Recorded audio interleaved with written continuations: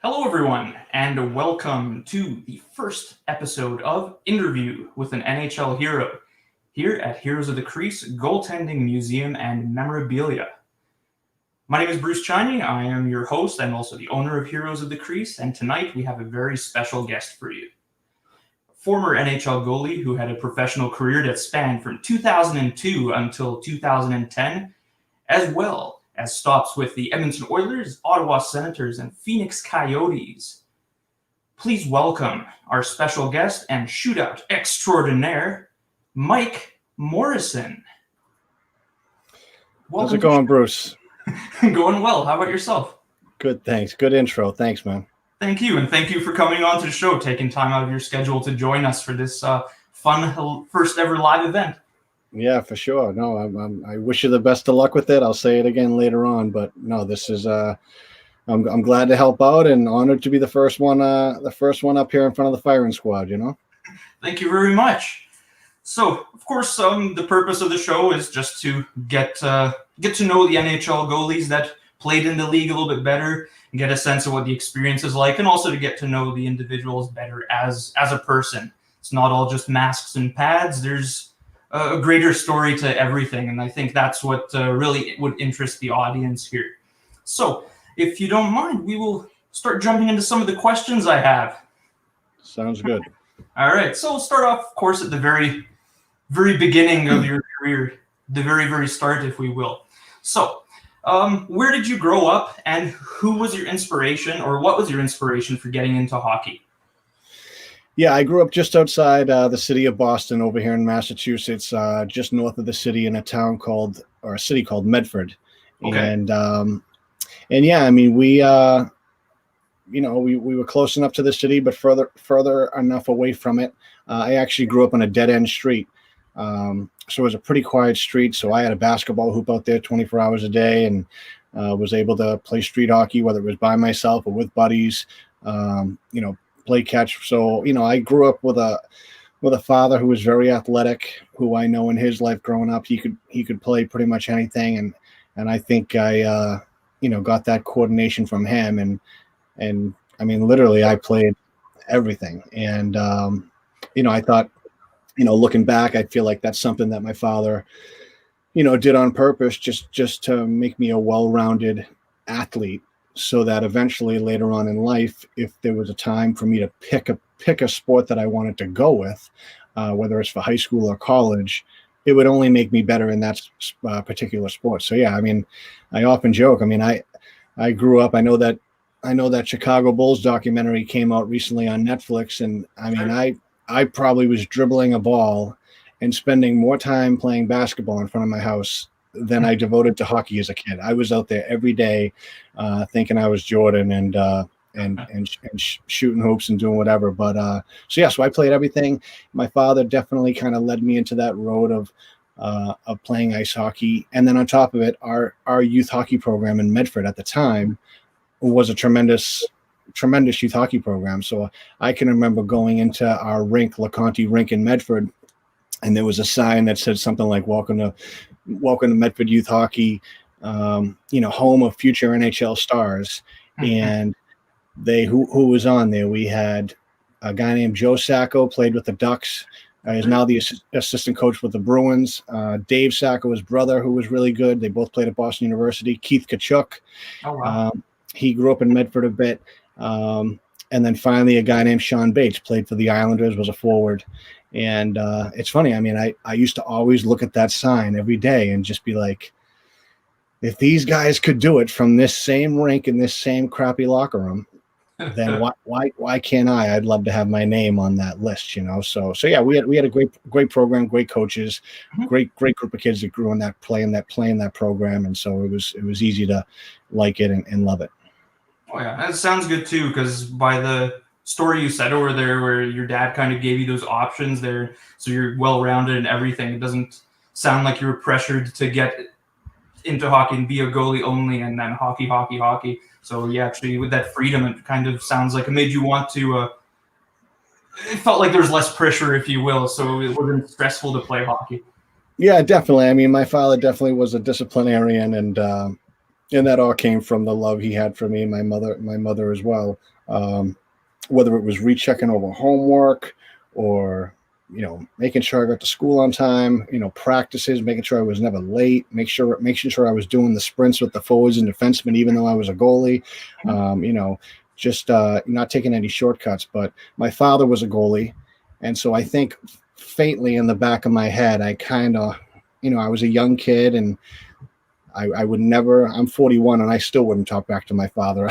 I'm still a little nervous around him, but I think there was definitely a part of him where I kind of was like, I think he kind of wants me to be a goalie and maybe I should try it out. And it worked out well because I literally had, and sometimes it was good, sometimes it was bad, but I literally had a goalie coach tucking me in at night when so many, which back in the day in the early, mid 80s, nobody had goalie coaches, and it's not like it is today where all these teams and programs provide somebody. So, I really got a good head start over a lot of youth goalies in this Massachusetts area because I had a guy telling me how important my stick was and, teaching me how to do the old fashioned kick save back in the day. And thankfully, the Alea boys and Patrick Waugh got rid of that, because I hated those kick saves, but they were definitely pretty. That's for sure. Oh, there you go. Yeah. I could definitely relate to that because I've mentioned to you previously, I was a former Team Canada martial artist, and growing up, my dad was actually my head instructor for a long period of time. So I had that direct coach for so many years. So it's nice that you're sort of your first hero growing up is really your first coach as well. It just works so well in that way. Yeah, absolutely. All right. Follow up with that. Do you have any siblings, other family members at all? Yeah, I got I have one younger sister. She's 6 years behind me. Okay. She was a really good athlete too. Ended up playing field hockey at Boston University. Oh, wow. But obviously it was tough. By the time she kind of got to an older age where she had a license and I had a license, I was already moved away and going to college in Maine and 4 hours up the highway, and then pro career started. So, it's kind of a bummer, a big chunk of our life, even though we were brother sister, since we were so 6 years apart, it was tough to be very close because 80% of the time I wasn't around each year. Yeah, fair enough. That's tough. Yeah. All right. So you actually did answer my second question about what made you choose goaltending over another position. So I'll actually jump to the next one that I had was, who was your hockey hero while growing up? I'd have to say, the one that I really remember that, there was a lot of goalies that I obviously they were Bruins goalies. You don't have the internet back then in the 80s. When I was growing up, I was born in 1979. So yeah, in the beginning, it was just what you kind of saw on TV. I get jealous of my kids now because they can sit there and watch, Instagram or whatever it is and just see all these great goalies and saves from last night and goalie coaches doing teachings and lessons and hearing interviews from Henrik Lundqvist or Bobrovsky or whoever it is. I watch it and I think this is just great to have this all at your fingertip. But when it finally clicked for me, hockey, and like, geez, I like this. Andy Moog was big for me when he came to the Bruins. Number 35. My uncle was a photographer. He took a great picture during a TV timeout at the Garden. Moog saw my uncle in the corner in the little camera hole there in the glass. And Moog, I guess, during the TV timeout, put the water bottle down and faced my uncle and did kind of like a mock hockey card, like set position. Oh, wow. Specifically from my uncle's camera. He doesn't know who my uncle is. He just saw my uncle took this picture and he blew it up for me into like poster size. And that literally was sitting over the head of my bed for probably my whole life. Just a gorgeous picture of Moog in his white Bruins jersey. So Moog was big for me. I know Pete Peters was the first autograph I got, which was ironic because he was my goalie coach in Edmonton, which was just awesome to come full circle. That guy, Pete, definitely goes down as one of my top 2 or 3 coaches of my life. Just how inspiring he was to me and how much he believed in me and gave me confidence at that level in such a pressure area like Edmonton and Western Canada. But so Moog was big, and then I think when I got to high school, it was always Patrick Roy and Martin Brodeur. Those were the 2 guys. I loved Patrick Roy because he was who he was. He was arrogant. I loved, the butterfly was big. He was a tall guy. I knew I was going to be a tall guy. And then Brodeur I just loved because he just was cool. He just was so cool. He had the nice red and black colors. My high school was red and black. He played the puck. That was something that my father taught me a lot. So I appreciated goalies that could play the puck and could skate well. And he just kind of was that nice mix of new school, old school. And to look like he did, it looked like he was playing street hockey. He had some dead end street for 20 years of his career, and he got Stanley Cups and a Hall of Fame bid out of it. I mean, Brodeur was probably my favorite. Oh yeah, it's some crazy longevity, that's for sure. I mean, nasty. Definitely the greatest of all time argument, with definitely one of the top three in there for sure. Oh yeah. All right, so let's get into closer to the NHL here. So you were drafted 186th overall by the Oilers back in 1998. After your draft year, instead of jumping to the minor pros like ECHL or AHL, I think IHL was still around at the time, you decided to go to college and played for 4 seasons at the University of Maine. What motivated your decision to go to college prior to turning pro, and what degree did you go for while you were over there? Yeah, I mean, I think, growing up here in New England, I mean, we have an unbelievable college hockey league in Hockey East.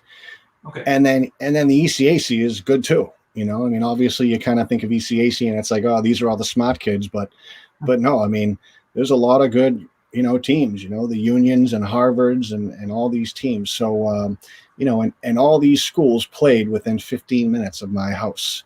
And so I often say to people, they're just like, wow, you played pro hockey, or, you got drafted. The only dream I ever had as a kid was to get a scholarship to a Division I hockey school. That's all. I didn't care about pro hockey. I knew I was never going to get there. I knew I was never going to get drafted. And so I think the way I thought of it is even if I do plan to get to pro, I'm probably going to have to get a full scholarship to a D1 school to even get to pro. Right. So I might as well just focus on this first impossible hurdle. And if I conquer that hurdle, then I'll see if I can go for the next hurdle, which is pro hockey at that time, but college was my thing. I knew how much my parents sacrificed for me. Now I see it with my kids, the amount of time you got to sacrifice and money and all this stuff and weekends. And I just really was like, there's no way I could ever pay back my parents for the billion things they've done. But if I could be able to come to them someday and be like, hey, all this crap you did for me, I made it worth it. You can take the 4 years of tuition you were going to spend on me and go spend it on my sister, or go on vacation, or go put vinyl siding on the house, go do something else, because I took care of this. So that was my big dream. And so yeah, I committed to Maine, and then I got drafted that summer, and I was a 6th, 7th round pick. So there was no point going to play for an East Coast Hockey League team. Let's go to college, get a degree. I went there for a finance degree. And yeah, what a tremendous 4 years at Maine. That was one of those Hockey East schools that I never, ever thought I would ever get to, because how the hell was this team from Maine ever going to see this kind of late blooming goalie down in Boston? My goal was to get to BU or BC or Northeastern. But yeah, Maine luckily found me crazily. And yeah, we won a national championship my freshman year. We lost a national championship my senior year, played with some great players, and really got to follow in that tradition of the two guys I looked up when I was growing up, Snowy and Dunham, Garth Snow, Mike Dunham. To think of those two guys on the same college hockey team. Wow. And then on top of that, have Paul Career and Jim Montgomery and Chris and Peter Ferraro in front of them. I mean, after that is just the best college hockey team in the world. So yeah, it was, yeah, exactly. So it was a dream to play for them, and yeah, I knew I just had to go to Maine and just try to keep getting better, and hopefully when I graduated, Edmonton still knew what my name was and wanted to sign me and give me an opportunity, and luckily that's what happened. Oh, very nice. So let's do an alternative history here. So if hockey had not worked out and you decided after your time at the University of Maine that you didn't want to play hockey anymore, what would have been your career goal or plan if hockey was out of the question? I don't know. I mean, I think about what I thought about during that time, wondering if pro hockey would ever pan out. What would I do? And I think there was thoughts in my head of, oh, maybe I can go work for an equipment company, a goalie company, and sell gear to the teams and stores and stuff like that. That's something I know well and probably would have a passion for. I would have loved to have done like some TV work for sports, but I also kind of knew, it's a lot easier if you're actually good at the sport and you played at a high level. It's a lot easier to go get those jobs. You know what I mean? Yeah. So yeah, I'm not really sure what I would have done. I'll be the first to say, and I know many athletes have gone through this, but I know when I retired I think I retired when I was 31, so 10 years ago. It was a struggle. It was a solid 4 to 6 years of just, I don't want to say being lost, but I did coaching. I actually did some TV work for Nesson over here for Hockey East, doing some analyst work, which was a lot of fun. But yeah, it was a lot of kind of, feeling around, being like, crap, what am I going to do here the rest of my life?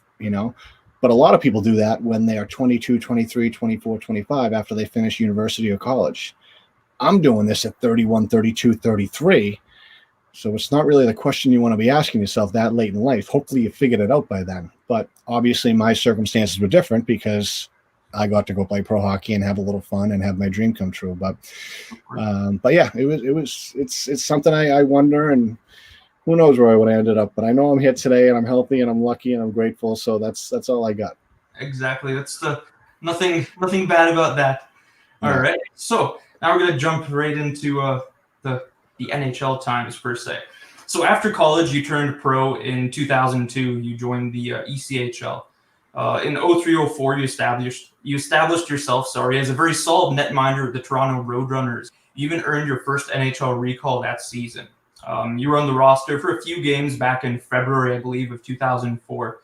Though you never got your first chance to play in a game that time, as a 25-year-old rookie, only really in your second year of pro hockey. How did that whole experience feel for you? And did you ever believe that one day you would be in the NHL, much less 2 years only after your college career ended? Yeah, I think once I got into that Edmonton system, I saw what was there, and I think it just relit another fire, just like I had the fire to play college hockey. It was, I've got an invitation to the party, so now let's try to make the best of it, and let's see if I can pull this off, and so once I got into those organizations, and I tell this to the goalies I deal with now that play high school and are trying to get starting jobs in high school or college. I knew everything about my competition. I always was watching the other goalies in practice, just trying to pick up or steal anything I thought that they did was good, that I think in turn could have helped me, take them down at some point or get in the lineup. Right. And I have respect for all those guys for what the hard work they put in. But, at that level of pro hockey, it is, it's just so tough, especially being a goalie,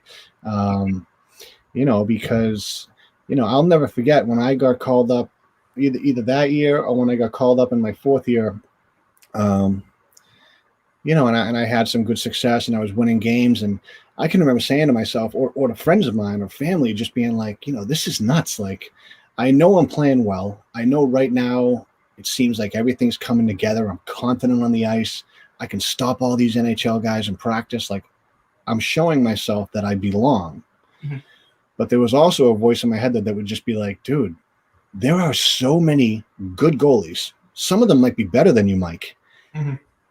that are stuck in the AHL right now, or they're stuck in the coast because of just different situations, mm-hmm. And, so not only do you have to be really good at the right time, you got to be freaking lucky too. Exactly. Unless you are just an absolute stud and you're a Marc-Andre Fleury or you're a Jimmy Howard or you're a Carey Price, where that organization is basically putting you on a float and they're gonna float you right into that NHL job because you're just a stud.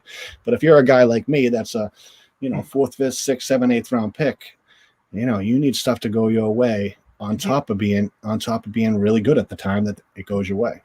Oh yeah, that makes sense. I always tell people, and it always blows their mind that since the beginning of the NHL, only 812 goalies have ever made it onto an NHL regular season or playoff game, and that's minuscule compared to defense or forwards. Like, really, it's an extreme, like you were saying, you have to be really extremely lucky to get into a roster spot and actually get a game and then stay in a roster spot and then have a career that's longer than, I believe, the average NHL career is something like 12, 15 games. So that's a huge accomplishment for sure. That's a cool stat. I never realized that. What'd you say? 800 what? 812. Wow. I have to keep that stat for the goalie museum stuff, so I know how many guys I need to add to the collection. Yeah, I know. I'll never forget after I retired and I was going on some job interviews, I was telling some hockey guys that I skate with this same story since I'm the old guy now, but I went into the interview and the guy's looking at my resume, and at the time I really don't have much like real work experience on my resume. All my resume says is this kid's 6'3" and he can stop hockey pucks if you have a hockey team here. But, you know, this was some sales job or something I was going to apply for. And I remember the guy that was interviewing me, who runs this company, just looks at me and he's like, oh, wow. He's like, you know, you're a hockey player, huh? And I go, yeah. He goes, wow, you played in the NHL? I go, yeah. I played in the NHL a little bit. He's like, so, like, did you play against the Bruins? I go, yeah, I played against the Bruins, you know. And he's like, wow, that's amazing. He goes, so why don't you just keep working for the NHL?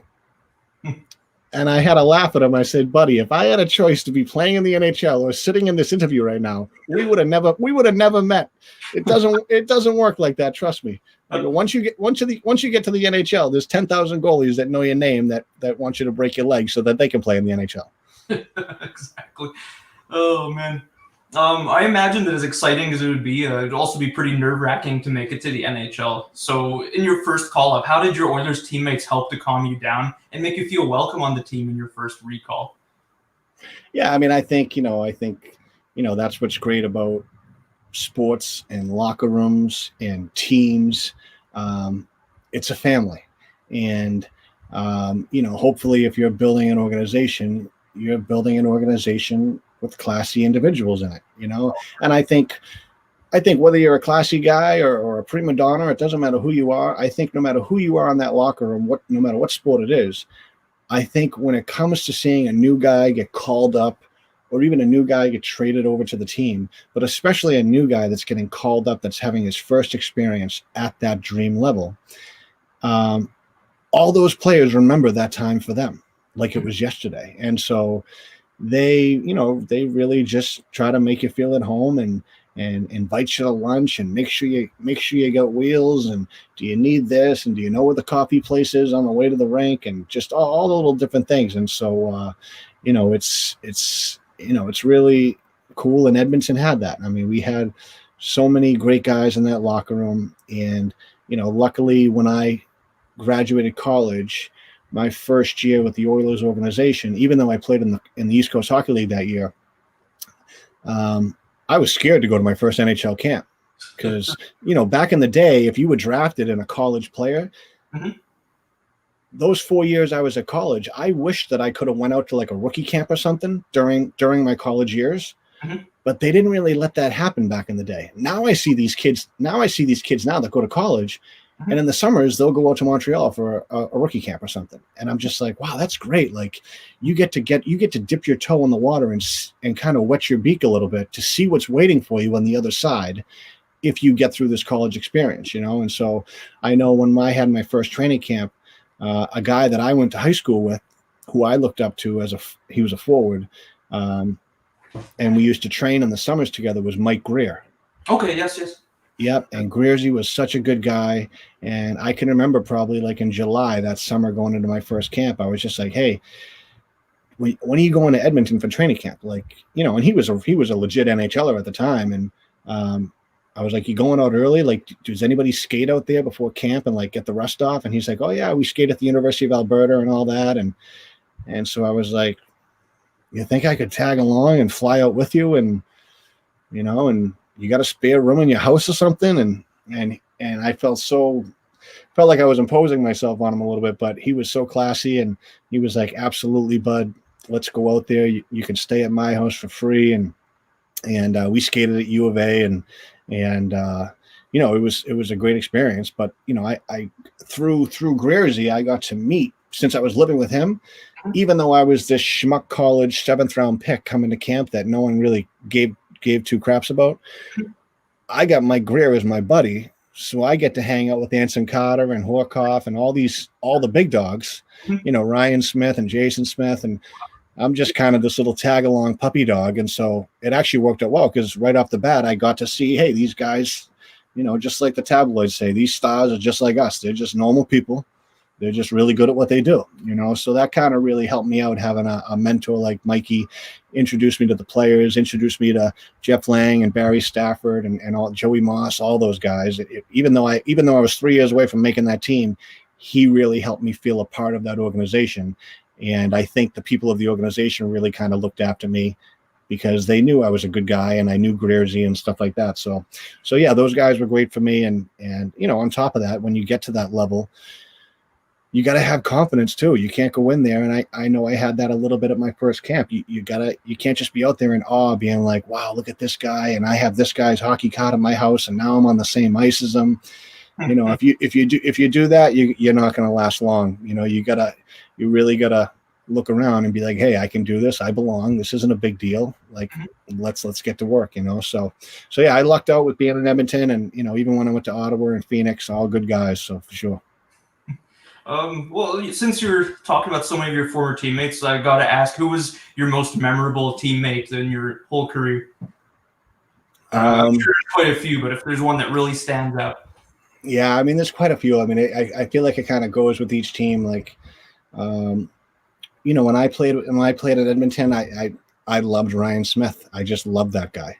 One of the leaders on the team. Guy works so hard. And I will always, I think about this all the time. Every pregame skate. So here's a guy that's going to play 20 plus minutes that night. This guy's not a third, fourth liner. He's on the first line of our team. And every pregame skate, normally the first, second line guys, they get off 10 minutes into the skate. They're done. They get off and get undressed. They were just going out there to get a little bead of sweat and just get back off the ice. Smitty was at every pregame skate. And then at the end of every pregame skate, if I wasn't playing or starting, I had to stay out there and take extra shots from the Black Aces or the fourth liners, whatever, whoever wanted to stay out there and shoot and work on things. And Smitty used to get out there, and he used to practice tipping shots with Charlie Huddy, our assistant coach. And Huddy would have 10 pucks at the left side blue line, 10 pucks in the center ice blue line, 10 pucks at the right edge blue line. And Smitty would just get right in front. And I would be literally I'd be taller than him on the ice, but my face would be right where his little mullet's coming out of his helmet, trying to look through the screen that he's screening me. Oh yeah. And I'd chirp him a little bit and be like, Smitty, you're never going to tip this next one. You're never going to get this next one. Or if he made a nice tip, I'd be like, wow, that was a sick tip, dude. Like, unbelievable, but, and then he'd give it to me, and sometimes he'd kick his foot back and try to knock me down. And just being out there with just me and this guy, he was great to play with, and just such a genuine soul for that town, and he cared about being an Oiler. So he was awesome. Obviously, playing with Chris Pronger that year was hilarious, because Pronger was just Pronger. He was just the cockiest prick going, but he treated me great, and he scored his first goal as an Oiler in my first start against Colorado. Sometimes, a lot of times, I'm sure you've heard, like in NHL locker rooms, if it's your first game, you got to put money on the board, or if you're playing an old team, you got to put money on the board. And so since it was my first game, I had to go up there with the dry erase marker, and, I'm making the base NHL salary at that time. So and I don't know how long I'm going to be up here. So who knows if I'm even going to get 2 weeks of the salary, but, I had to put kind of a big number up on the board, but I knew I didn't have to go crazy, because I wasn't a Lech Hemsky or Jared Stoll or one of these guys that were making some legit money, and I knew the guys would understand that. So, I think I went up there and put like, I don't know, $2,500 at the time, which, as I'm writing it, my hand's shaking, being like, if we win this game, which I want to win the game because it's my first game, but if we win this game, I have to get off the ice and give the trainer $2,500 for the kiddie fund, you know. Right. And so I put the $2,500, and all the boys start yelling, "Yeah, Mo, yeah, 25, big money, you know," and trying to keep me loose and keep me calm before the game. And I sit down, and Sparky Lyle, who was kind of Joey Moss's guardian, who was our locker room guy, Sparky came and sat down next to me, and he goes, "Hey, dude," he's like, "You ready to go tonight?" And I'm like, "Yeah, man, I'm ready." He's like, "Listen, Prongs just pulled me aside and said, tell Mo that I got his $2,500 covered if he wins the game." So instead of Pronger like literally coming over to me face to face, he grabbed Sparky and said, "Tell Mo that I'll cover his $2,500 if he just goes out and focuses on winning the game." And as soon as Sparky told me, I almost started crying, because I was like, that's the nicest thing in the world. And I kind of looked over. I'm sitting with the D-man. Prongs is like 5 seats away from me, and I just kind of look over to him to kind of show him a face of like, "Hey, thank you." Mm-hmm. And I just remember him looking at me with this he was just such a cocky, funny dude. He just looked at me kind of like, "I got you, bud. I got you. And sure enough, he did. He scored a goal for me and helped me win that game. But yeah, he was good. Phoenix Roenick was awesome to play with. He was a trip, especially being a Boston guy. Okay. Shane Doan, class act. And then in Ottawa, and I still talk to this guy to this day every now and then, it was Chara, Big Z.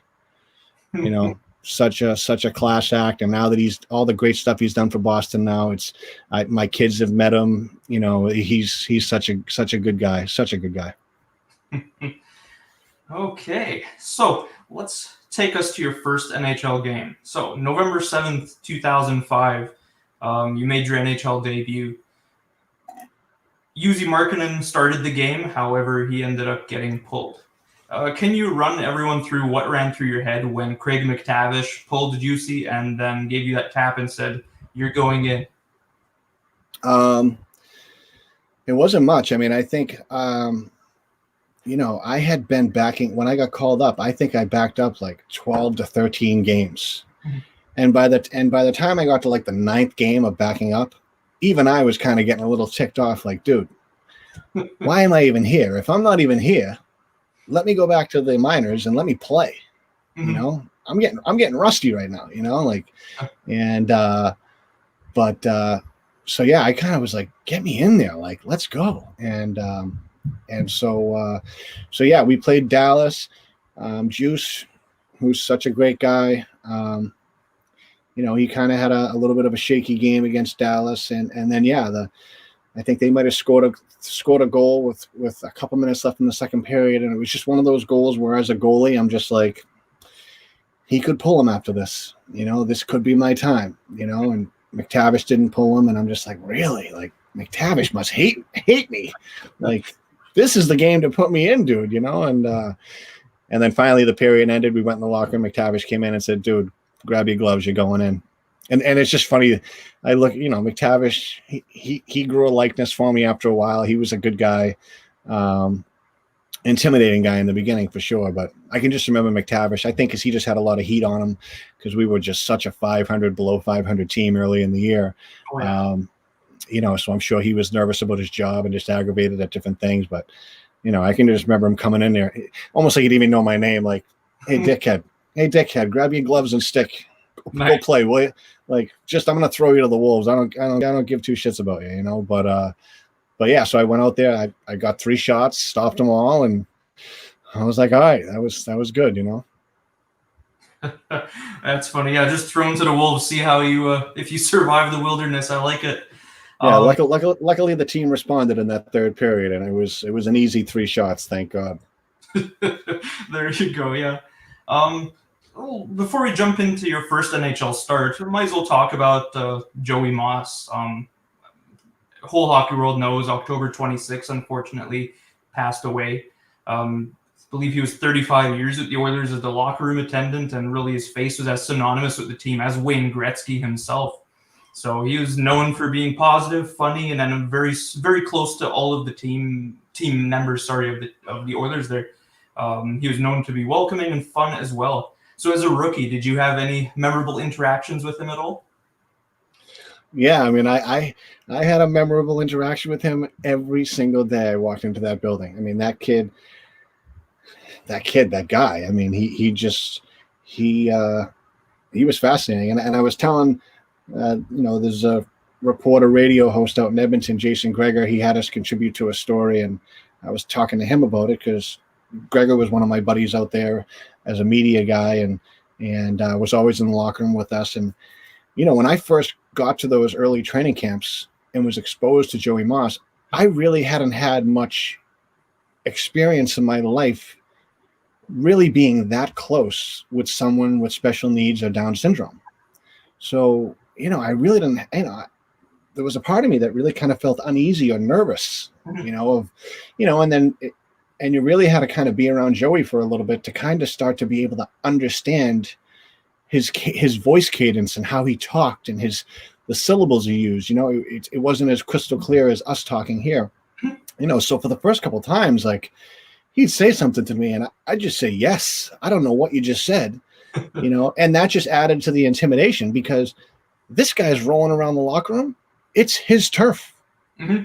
Even though I'm on the team and I'm getting paid to be here and paid to play, this is Moss's turf. Mike Morrison has no ownership of this turf at all. And so, yeah, you could just tell how comfortable he was in that room with all these guys.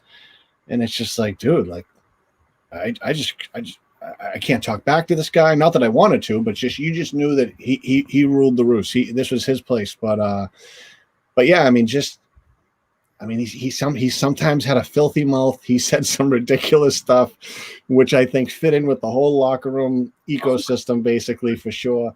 But yeah, like I think I got along with him because I think he really saw in me that I really appreciated being at that level. Mm-hmm. And I think, and this is probably a fault of my own, I think he saw that I didn't know how long I was going to be here. Mm-hmm. And so I think he saw that and was just like, this kid really, Mike's not, I'm not walking around here thinking I'm going to be here forever. Like, Mike's literally walking around here every day and he's thankful to be here. And I think Joey respected that because he held that organization so high in his heart and soul. And so, yeah, I mean, I can remember after my first home win, he was the first guy waiting for me at the locker room door when I walked in. So it was my second or third win that I had, and it was the first home win, and he literally was right there. And the smile and the strong hug that he gave me in my soaking wet, disgusting smelling equipment was just like, I was happy that I won my home game, but I also was like, this, like you said, this is a 35-year staple of the Oilers. Mm-hmm. And I just made this guy proud. This guy is pumped right now, and he's pumped for me. So, yeah, Joey was great, and it's just amazing to see, how well he fit in that room, all the stuff he did with the Eskimos. Obviously, people have read about these wrestling matches, which for my whole life I was afraid to even talk about because I didn't know whether the health department would come in or somebody would say, you can't do this. But I'm telling you, he loved wrestling us. I didn't wrestle him. He would have killed me. But some of those wrestling matches and how all 25 guys would be in the locker room. I mean, coaches would be there, the staff, he'd come out with the belt on. They'd be playing, AC/DC or something like that on the speakers. It was just amazing. So, rest in peace, Joey. Thank you for all you've done for people with special needs, for the city of Edmonton and that whole area in Alberta. And yeah, I'm honored to have said that I met him and shared a little slice in his life up there. Oh yeah. Well, it sounds like he was more than just a staple. He was a member of the family, and really, yeah, for the whole city of Edmonton, I feel he was kind of like a family member for the whole city in terms of how he was out there in the community. So it's good to hear that story there. Yeah. One comment someone put earlier that said it was that they thought Ty Conklin started that game that you debuted in, but I think we discussed it earlier today. You were saying he was on like a conditioning stint down at the time, and it was you and UC for that game. Yeah, so Dallas was the first time I played minutes in, and Conks was on a conditioning stint. So Jussi Markkanen got pulled that game. But then at the end of my Edmonton Oilers career, we played Dallas, and Conks played great. He played unbelievable that game. Such a solid performance, him and Turco. He played a great game, and we got to overtime, and then we got to a shootout, and that's when they put me in for that shootout. So, yeah, Conk started that Dallas game, the shootout game, but Yossi started the Dallas game where I came in for the third period, you know?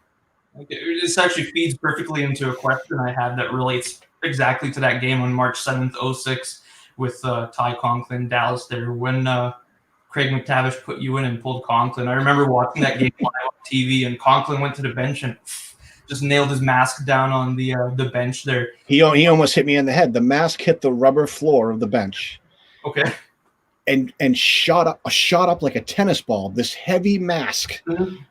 And it literally missed the side of my head by like 5 inches. If this thing hit me, Conks would have had to put his helmet on and go back out and play, because I would have had a concussion. Wow. But that was the worst. I felt so bad. Just related to that, was there ever any tension between you and Conklin after the game, or was it just kind of a heat of the moment kind of thing? Yeah, I mean, he knew, as much as he was pissed at the situation, he knew this wasn't my decision. Mm-hmm. You know, and then he also knows I can't expect Mike to say, no, coach, I'm not going to go in. Mm-hmm.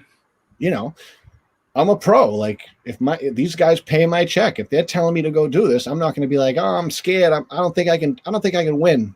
Like, that's not a confident pro, you know? Say yes, yeah.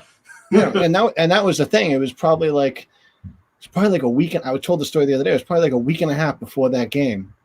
It was just a normal practice day, and McTavish comes in the room, and every time coach comes in the room, everybody kind of straightens up a little bit and kind of mums their voice a little bit, because, you know, this is the boss one, you know. And Mac T comes to the room and he goes, Mo, come over here, come in the office. And so I'm like, oh shoot, like, what did I do? You know, like, am I getting sent down? And I go in there, and it's him and Craig Simpson in the office, and he's just like, listen. And so Simpson starts talking, and he's just like, you think you can come into a game and just play the shootout? And I almost lost it in the room. I'm trying to keep a straight face, you know, because I took it as a compliment that they would even think of something so ridiculous, you know. And they were just like, you think you could do it? And I'm like, really? They're like, yeah, you know, I mean, you know. And they're like, Mike, in these shootouts, no one scores on you. Like, you win every single shootout. So, like, do you really think that you could sit on the bench, watch an entire NHL hockey game, and then if we really were crazy enough to put you in for just a shootout, do you think you could win? and I look at him and I'm like, of course I could. No problem. You know, of course in my head, I'm just like, that would be the most ridiculous thing in the world. But, and so, yeah, Conks played that game. The game ends tied. We're going to go into the 5-minute overtime. And Conks come over to the bench to take a sip of water. And when he traveled from the bench back to the net to start the overtime, so now his back is turned to the bench, mm-hmm. I hear Simpson go, Mo, get up. Because they didn't want Ty to see me get up. Mm-hmm. Because then Ty would know what's going on. Something's up. Why is Morrison getting ready, you know? And so I had to run down the whole bench because, you know, at Rexall Rink where we played, mm-hmm. just like at Rogers now, the runway to the locker room was at the red line between the benches. Mm-hmm. And so I ran down the bench, went underneath the stands where there's like a VIP Edmonton Oilers like season ticket holder bar. Gold Club or whatever it's called. Yeah. Exactly. So I'm down there with no helmet on, no gloves on, watching the monitor, watching the game, praying that somebody scores because I don't want to do this. And I'm stretching out, and I'm with all these people that have been drinking for 2.5 hours now. And they see me, and all these people are drinking. They're like, oh, sweet, Morrison's going in for the shootout. We're going to win. And I'm like, no, this isn't good. You know, and they're coming up to me and breathing in my face. And I'm like, this is just not good. And so sure enough, nobody scored. The 5-minute overtime ended, and my trainer looks down the runway. He's like, Mo, they want you to do it. And I'm like, oh my God, Conklin. And so, yeah, Conklin was pissed, but, you know, like I said to him after the game, you know, and I went out there, my 2 Oiler guys, I think it was Hemsky and Smitty, went down there. They didn't score on Turco. Mm-hmm. And then I had a lead off with Sergei Zubov, who undressed me with a sick goal.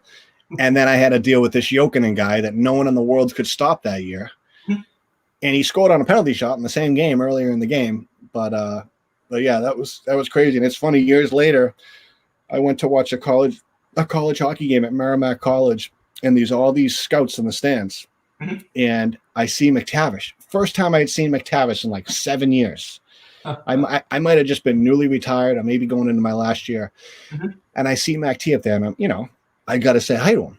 Like, this was an instrumental guy in my life, and I want to see if he remembers me. And I go up to him, and he sees me, and he goes, I thought I saw you down there, Mo. He's like, how you doing? And so it was just great to talk to him as adults now. We're not working for each other. And I just remember him saying, he looks at me and he goes, and all these other NHL guys that I kind of know that are scouts at the time, they're all standing around him. They all know who I am. And Mac T goes, to this day, I still haven't stopped hearing about my stupid decision of putting you into that shootout. And I'm like, what do you mean? That was a great decision. He's like, oh yeah, sure. He goes, I've been paying for it for the last 10 years, But yeah, that was quite an interesting story. I think it's like an answer in like one of the Trivial Pursuits, like the first goalie to get put in a shootout. I think there's some trivia question out there that I'm hoping that moment never gets forgotten. I just wish I could have won. I know off the top of my head, I couldn't even think of another time that that's been attempted where the player finished a whole overtime and then another goalie got put in for the shootout outside of like an injury or dehydration issues. So, and I was 6-0 in shootouts, I think. The 2 shootouts I think I lost was that Dallas one. And the other shootout I lost was I started a game at home against St. Louis. You were the jersey for it. Yeah. Started a game at home against St. Louis, had kind of a shaky game. I got pulled. They put Markkanen in the net. Markkanen shut the door. We caught up. We tied the game up. We went to the shootout. They put me back in. Oh wow! So at least I played a little bit in that game. But the same result happened. I went in there for the shootout, and Jay McClement and I think Kachuk scored on me, and I was like, yeah, this is not going to work. Oh yeah, well definitely you set yourself. You made a name for yourself that's kind of immortalized just from that shootout prowess, because that was the year they brought it into the NHL for the first time, and you got like you're saying, it was 5 or 6 consecutive wins in shootouts, and that was definitely an eye opener in the league. Not many people could do that. You always know you had that skill for the one-on-one pressure, or just so happened that, hey, you're good at it, you didn't even know? Yeah, no, I always liked it. We used to have a thing in Boston. It's funny, I show my kids now. We found some old VHS tapes, but we had a thing that used to air between periods of Bruins games called Mini One-on-One. Okay. And so basically during the fall, all the local towns in the Boston area, they would all select one goalie from their team, 2 defensemen and 3 forwards. And so all these teams would select their top 5 players, one of them being a goalie. And then we'd all go to like Boston College's rink or something, and they'd have TV crews there with cameras set up, and we would compete against other towns. And basically what it was, and it would be televised, and they would edit it all down, and they would play these scrimmages between periods of Bruins games. Okay. And so each team would have a breakaway on each goalie. Each team would have a 2-on-1 on each goalie. And each team would have a 3-on-2 on each goalie.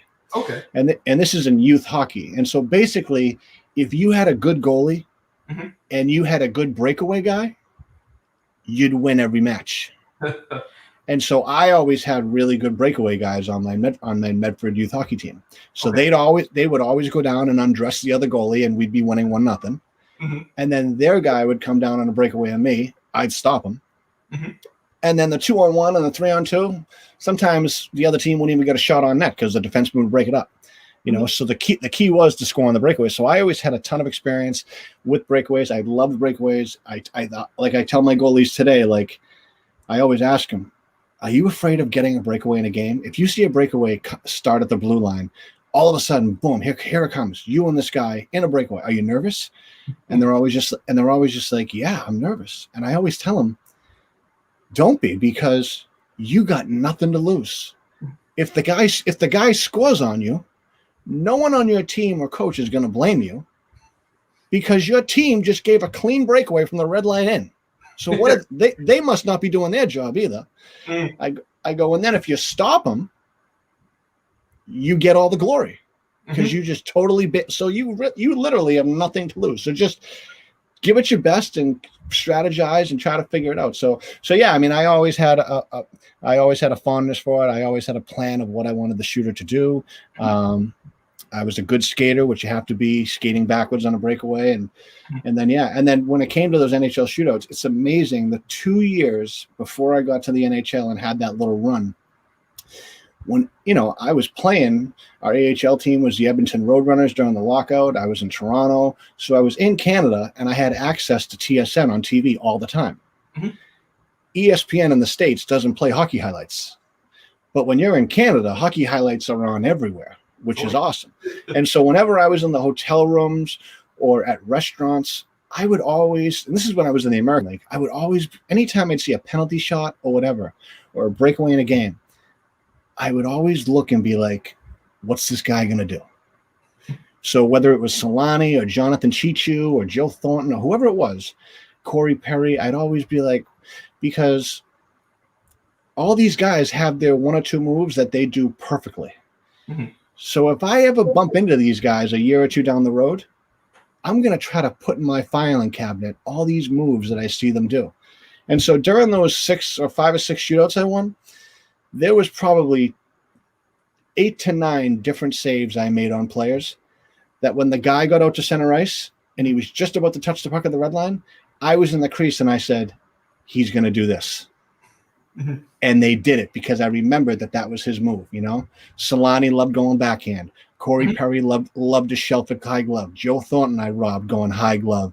Patrick Marleau likes to go 5-hole. And I got all these, and I called them even before the guy touched the puck just because I remembered watching highlights of them, months, years before, Oh, I think that's a huge part of the goaltending experience. A lot of people overlook is kind of that.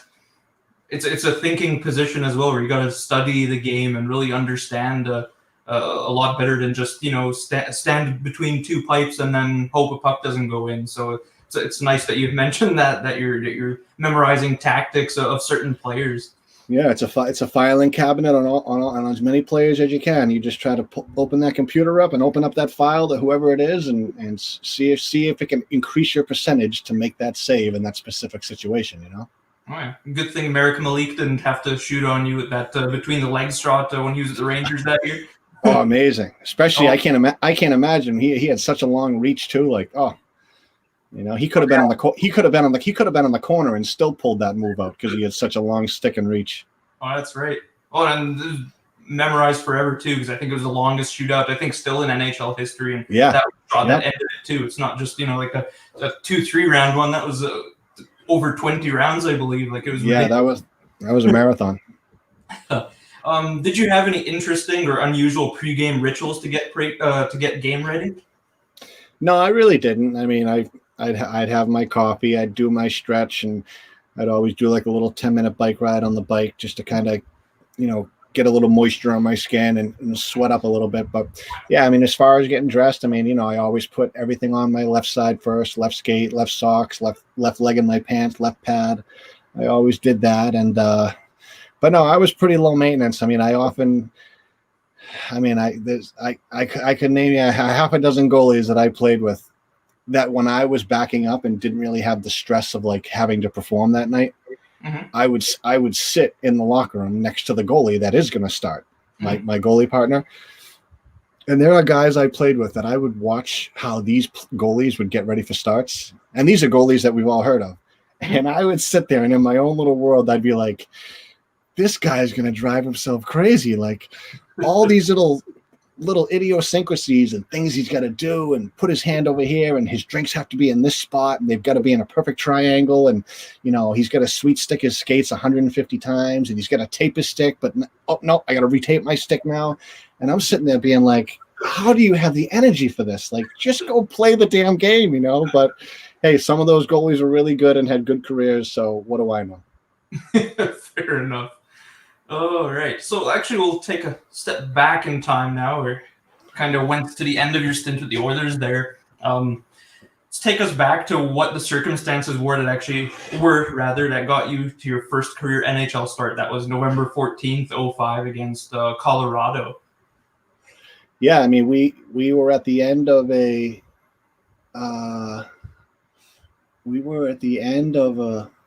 a long, I don't know whether it was the rodeo or curling was in Edmonton, but we were on like a 10 or 11 game road. No, yeah, 10 or 11, some crazy road trip.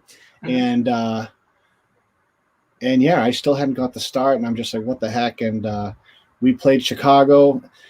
They really weren't a good team that year. It was before Kane and Taves showed up on the scene over there, and I really thought I'd get the start. I didn't. Markkinen goes in, and we're losing 3-0 in the first period right off the hop. So I'm already pissed that I didn't get the start. I would have loved to play in Chicago. I love the Blackhawks jerseys. I've always loved Chicago. And now we're losing 3-0 right off the hop. And it's just like, you got to let me play the final two periods. And Mac T didn't put me in. We got right on the plane. I think, it might have been a 7-game road trip. I think that game made us 3-3 on the road. Mm-hmm. And so now we're going into our 7th and final road trip game. And so like any pro team knows, when you come back from a road trip, you want to come back above 500 on the trip. Mm-hmm. And so we're going into the 500 breaking game, the 7th game of this 7-game road trip. And we fly right from Chicago to Colorado. And I can remember right as the plane started descending, I had my little first generation Apple iPod on and stuff like that, listening to my music. And McTavish walks back, and I'm just like, Jesus, is he coming to talk to me? And he went and leaned over to Markkinen. I think he whispered to him like, hey, bud, I got to give you a break. I got to play this kid. And then, McTavish turned around and looked at me. And again, I don't think he really didn't want to show his cards with me. So he just was kind of a prick to me in the early days, but I know it had nothing to do with me and him or me, but he just kind of was I'm sure he was just disgusted with everything. He looked at me and he was just like, all right, bud, I'm getting sick of listening to you talk. Are you ready to play? And I looked at him and I go, you had a good seat, buddy, because I'm gonna shove this win right up. And I literally said that. I'm gonna shove this win right up. And he looks at me and he goes, you better, because if you don't, you ain't gonna be here in 2 days. And I said, deal, let's do it. Thank you so much. He's like, good luck, And so yeah, I woke up the next day in Colorado and had to get ready for that game. It was great. Kevin Lowe flew my parents out, like last second, flew my parents out to that game. Somehow my uncle, the uncle that took the picture of Andy Moog, somehow he snuck onto this plane because he was there after the game too. So yeah, it was great that my parents got to be there. And it's funny, I tell this story, like when I was a kid, I always knew where my dad was standing in the rink, always, just because I'd look up to him if I let in a bad goal, or I'd look up to him if I made a good save just to see if he's watching. Sometimes if I let in 6 goals, I'm looking to see if he's still there or did he leave because he's just pissed at me. Yeah, I've had enough. You stink today. But I can remember we're playing at the Pepsi Center, and our team secretary said, Mike, just give me your parents' cell phone numbers. I'll take care of everything. Just focus on the game. And when you get off the ice after the game, win or lose, your mom and dad will be there to give you a hug. And I'm like, all right, sounds good. So I didn't talk to my parents the whole day. I don't even know if they're going to be there. And I'm on the ice. I love the Avalanche. Ray Bourque wins the cup there. Patrick Roy, I'm right under his retired number in the crease. Like, this is so cool. I'm so pumped to be playing in this building. And I'm standing there listening to the national anthem. And I kind of like tuned out the national anthem for a minute and just kind of said, look around, dude. Like, you made it. Like, this is your game. This isn't relief. This is your game in history in the NHL. And I remember looking around, and in 10 seconds out of 19,000 fans, I find my father. Oh, wow. Sitting in I had no idea. I don't know what color jacket he was wearing. So it wasn't like I could look for a red or a blue or a white jacket. Like, I don't know what he's wearing. I don't know if he's even at the building. But sure enough, 10 seconds, almost like a sixth sense that a dog has. I was just going to say, yeah, a connection you have with the dad. Yeah, I look around and I'm like, you got to be kidding me. I know where he's sitting here too. Like, oh my God. But yeah, that was a great game. And it's funny. I think up behind your head, you have a picture of David Abisher. Yes, I do. Yeah, just Yeah. And he was the guy. He was the guy on the other end. But yeah, that was a great game. Ryan Smith scored an unbelievable goal. I think it was the second goal of the game. I think we finished that first period like 2-1. Rob Blake broke my shutout and scored the first NHL goal on me with like 50 seconds left in the first period on an unbelievable shot. Mm-hmm. And it's funny, I watched that highlight, and when that puck went over my shoulder, I looked down at the ice to kind of get up off my knees, because I kind of did like an old school kind of like Brodeur glove save motion. Oh yeah. except I didn't catch it. It went in the net. And I know when I got up, my head looks down at the ice, and I can remember that moment. As soon as it blew by my ear and I could hear the crowd go crazy, I pushed myself up to go back and skate to my crease and take the puck out. And I had the biggest grin on my face, because I was like, that shot was I played that shot so perfectly. No one in the world should have just been able to score on me. And Rob Blake, a future Hall of Famer, is the guy that's going to score the first goal on me. So it was cool to have a class act like that score on me and score such a gorgeous goal. But yeah, definitely a fun memory. We talked earlier today. You also mentioned that you went to the Avs locker room afterwards, and then Rob Blake gave you that stick. Yeah, he did. I was saying to the locker room attendant, who was feverishly packing our bags to get on the truck to get to the airport. You know, it's like a high school, college kid, and everybody's pumped for me in the locker room because I won and everything. And I look at this kid and I'm like, "Hey, bud," I'm like, question for you. I'm like, you work for the Avalanche, right? He's like, yeah. And I go, hey, you think you could run over to the Avalanche locker room and see if Rob Blake will give you the stick that he scored the first goal of the game on? Like, that's a souvenir that I won. Mm-hmm. And the kid looks at me. He's like, dude, I'm busy. I got so much to do right now. I got to pack all these bags and all these trunks onto the truck. Like, I don't have time to do that. Mm-hmm. He's like, Mike, just go over and ask him yourself. And I was like, no, I can't do that. He goes, yeah, you can. Blake's a great guy. He'll love it. I'm like, all right, screw it. Why not? You know? So there I go. I walk down the hall and knock on the big Wizard of Oz mahogany door of the Avalanche locker room. And security guard answers the door. And I'm like, yeah, is Rob Blake here? You know, like it's Halloween or something, you know, like trick or treating. And the guy's like, yeah, hold on a second. You know, and he runs in back, and then he comes back. He's like, yeah, Blakey's just getting out of the shower. He'll be here in 10 seconds. I'm like, all right. And so Rob Blake comes around the corner. He's got a T-shirt on. He's got a towel around his waist. You know, he's 6'5". I'm tall, but he's taller than me at the time. And I'm like, hey, Rob, my name's Mike Morrison. I was the goalie you played against today. Almost like it was a men's league game. You know what I mean? Right. And he looks at me and he goes, yeah, I know who you are. And I'm like, oh, you do? He goes, yeah, of course I know who you are. And I'm like, all right, I guess.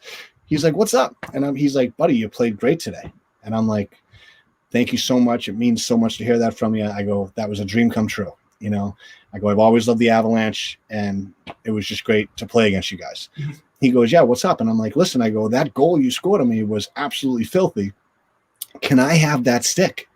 And he's just like, he was so, I don't know if there's been another goalie in his life that has ever asked him for a stick after a game that he scored on them with. So this is probably a first. And I think he really appreciated it. And he's like, dude, he felt so bad. He goes, Mike, we're heading to Minnesota. They were going someplace on a road trip. He's like, we've already packed our sticks away. That stick is in a bag and it's already on a truck. He's like, I can't get it for you. I'm just like, oh man. I'm like, well, screw it. Like, can you just give me like another stick? Like, I'll just take any stick from you. He's like, no. He goes, I want you to have that stick. And I go, all right, well then what are you saying? He goes, next Wednesday, we play you guys up in Edmonton. I'll give it to you then. Oh, wow. And I said to Rob, I go, Rob, with all due respect, you're the only one that's going to be here out of the two of us next week on Wednesday. Yeah. I'm not going to be here. I'll be in the minors again. And he starts laughing. He's just like, no, man. He goes, you keep playing like you played tonight. Trust me, you'll be there. Sure enough, a week later, I'm 4-0. I was defensive player of the week. And here comes the Avalanche, which actually was my first loss. They beat me first, but I completely forgot about the stick request of Rob Blake. It's a week later now, and I'm on the ice for warm-ups, and I'm getting a sip of water by center ice, and all of a sudden I hear somebody yelling from the other side of the red line, hey, Mo, and I look over. It's Rob Blake talking to me, like, how cool is this? And I'm like, hey, what's up, pal? Like, you know, we buddies now? Like, you know? And he's just like, hey, I left that stick with your trainer. He's got it in the locker room. I signed it for you. And I said, are you kidding me? You remembered? You like, how nice is that he actually remembered to give me that stick? You know what I mean? And yeah, he signed the stick. And Oh, wow. He wrote on it, I don't know if you can see. Oh, yeah. To Mike, the shot was lucky. That is awesome. And that's just the coolest thing in the world that he was nice enough to do that for me. So yeah. So that was definitely a good memory for sure. Class act. Oh, man. Oh, it might as well feed into another question because you showed off the sweet Blake stick there. Did you ever keep anything from your NHL playing days in your own collection, or perhaps another different players?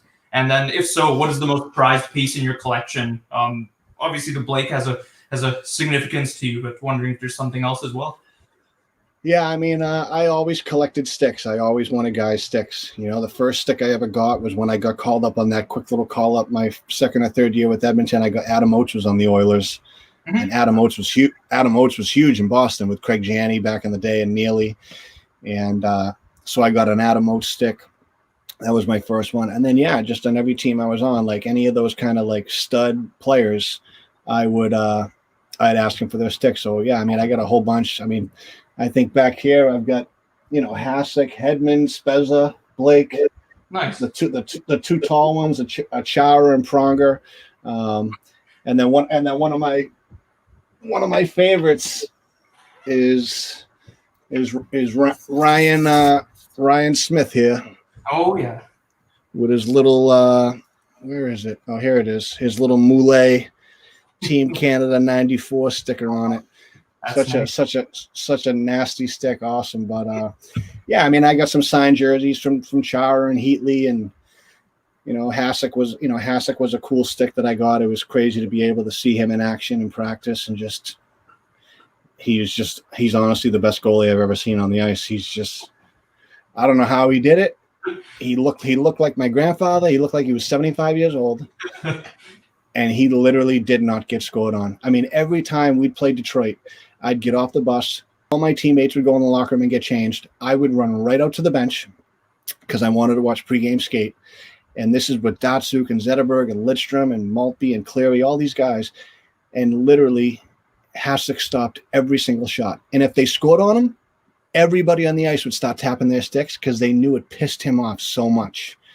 He'd be so pissed if he got scored on. And he'd go through the whole practice and let up maybe like 3 goals with these unbelievable players shooting on him. So yeah. So I mean, yeah, I got a whole bunch of different things, goalie mask, stuff like that. So that's from your own game use stuff.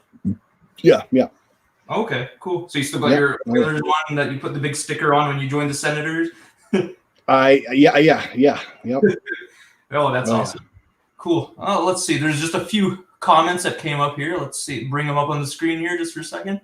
So we have Nordique Diehard on YouTube said, as a Colorado fan, this is a great story.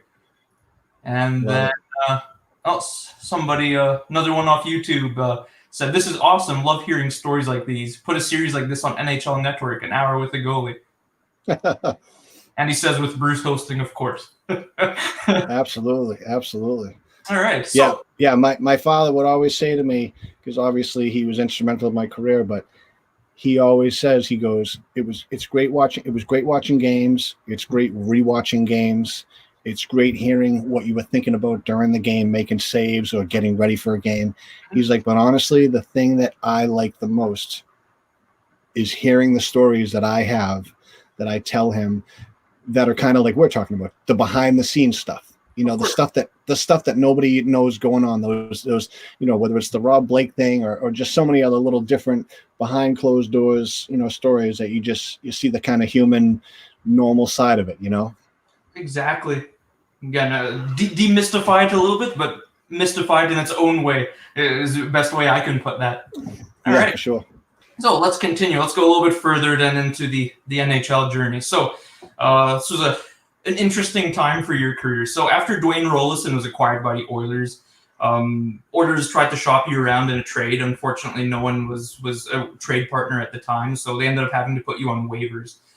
With Hasek getting injured in the 2006 Olympics there, they needed a backup for Ray Emery that had that NHL experience. And obviously you kind of made some waves in the NHL with those shootout skills there. So Senators ended up picking you up. You were Emery's backup for the rest of the year through the playoffs. Oilers ended up making it to the Stanley Cup final that year.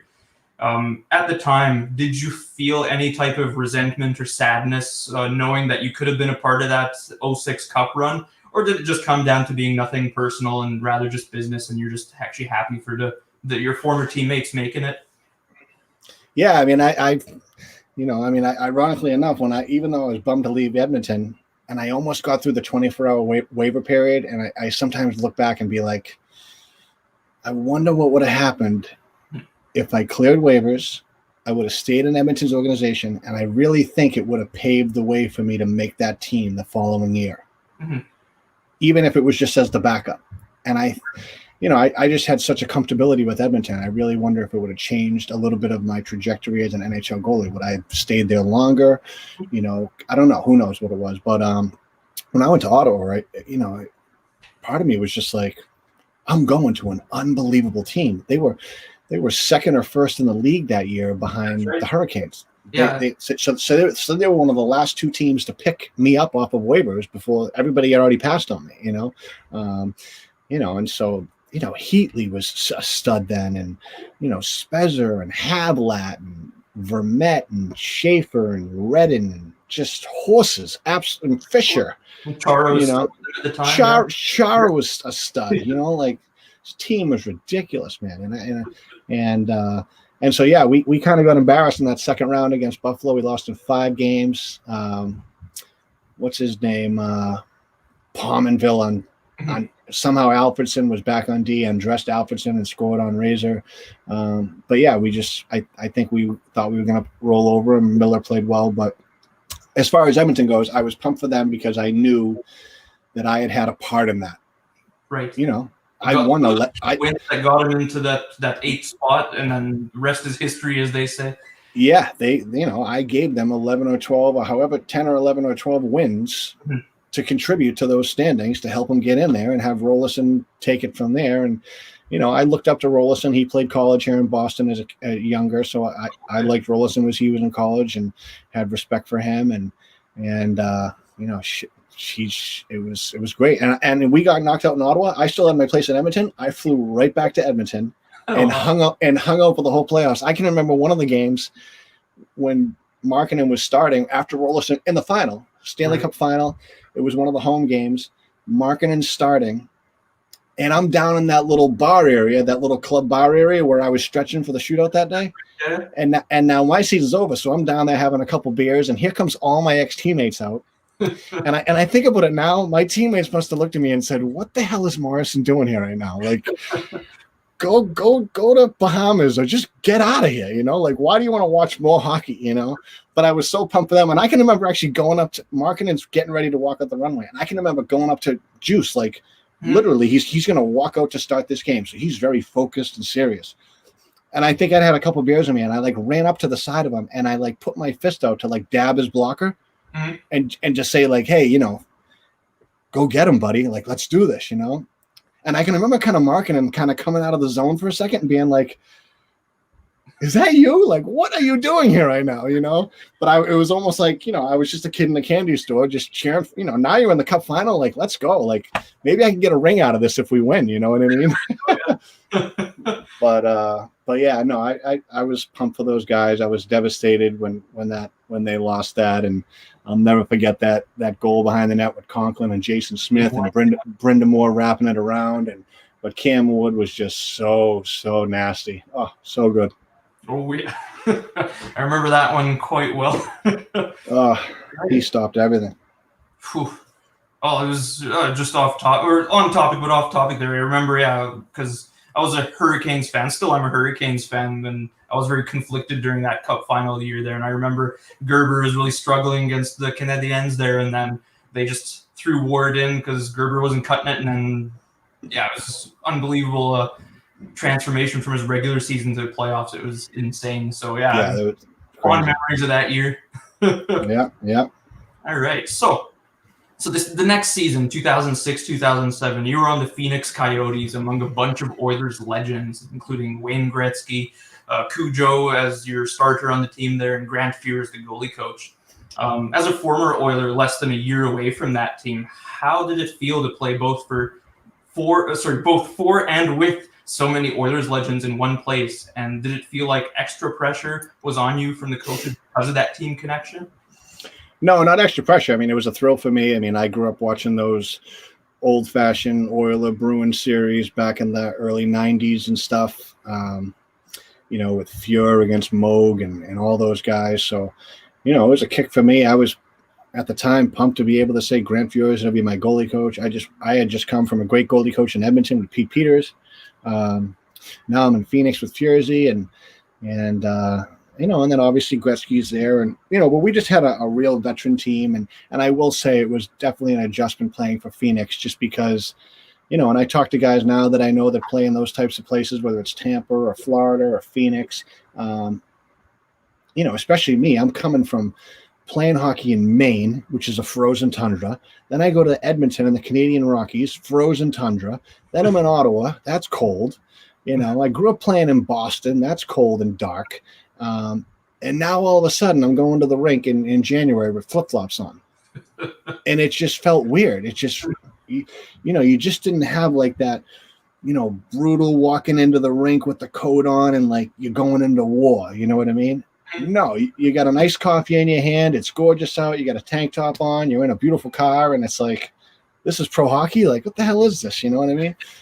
You got a tea time for after practice. But so, yeah, it was an adjustment. And then, yeah, I mean, as much as I love Grant Fuhr, I mean, he's a big golfer and he was in the golf capital of the country. And I think more often than not, unlike my goalie coach, Pete Peters never wanted me to get off the ice. So I would be out there for hours doing extra work. Whereas Grant, Furzy would be like, Mo, I got to go here. I got a tea time in about 45 minutes and I got to take the skates off. And I'd be like, are you serious, dude? Like, I need your help. I suck right now, But yeah, I mean, we had a tough team. Cujo was awesome. Loved Cujo. What an honor it was to beat him. Such a nice guy. But yeah, we just had a tough team. We stunk. And it's just a shame, but what are you going to do? I definitely admit that I could have maybe played a little better. But I don't think it would have done too much. I think it was just one of those, it was going to be a tough situation, As the coach, did Wayne Gretzky ever score a goal on you in practice? No, he doesn't really shoot much at all. No? And I would ask all the other veteran players like Joe Banowski and Doan, I'd be like, do you guys ever catch yourself looking at coach to see if he's going to like flick a puck at the net or like at the start of practice? And like Gretzky never did it. And I can remember one time I went up to coach after one of our early after they told me to get a place. And I just wanted to show him that I was a good guy and just to kind of have him learn my personality a little bit. And I went up to him and he's like, oh, Mike, good practice today, and I was like, oh, thanks, coach. And I was like, hey, listen, I go, I gotta ask you something. And he's like, what's up? And I go, I'm from Boston.